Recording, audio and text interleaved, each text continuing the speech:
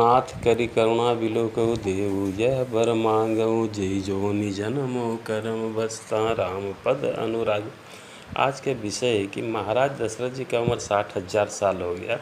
3 सर्वगुण संपन्न रानी थे और राजा तो खुद सर्वगुण संपन्न थे, फिर भी इनको संतान का प्राप्ति क्यों नहीं हुआ और ना ही ये कभी प्रयास किए। इसका कारण आइए ढूंढते हैं।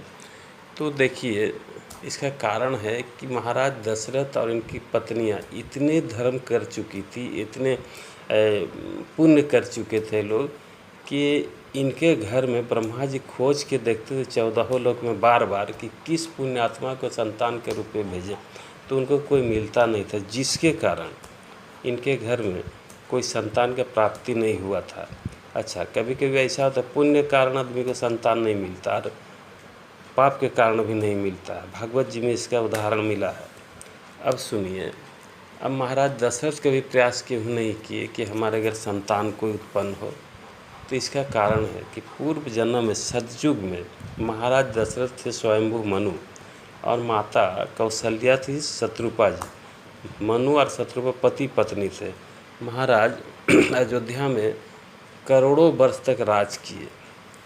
तब इनके मन में आया, अरे क्या ये जीवन बिना भगवान का दर्शन किए भोग विलास में बीत जाएगा।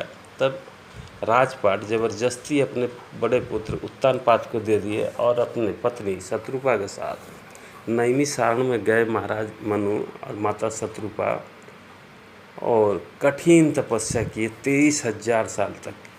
भगवान विष्णु खुश हो गए, आकाशवाणी किए कि हे राजन, हम आपका तपस्या से खुश, आप वर मांगिए वर मांगिए। तब मनु जी बोले कि भाई जो हमको कह रहा वर देने के लिए प्रकट क्यों नहीं होता है। भगवान माता लक्ष्मी के साथ प्रकट हो गए। भगवान के जब स्वरूप देखे, दोनों पति पत्नी दंडवत प्रणाम किए। भगवान उठा के बोलिए क्या वर चाहिए। सोचने लगे क्या मांगे, तो बोले इतना सुंदर बड़ा होके लग रहा है, ये पुत्र हो जाएंगे हमारे, छोटे हो जाएंगे तो कितना बढ़िया लगेंगे।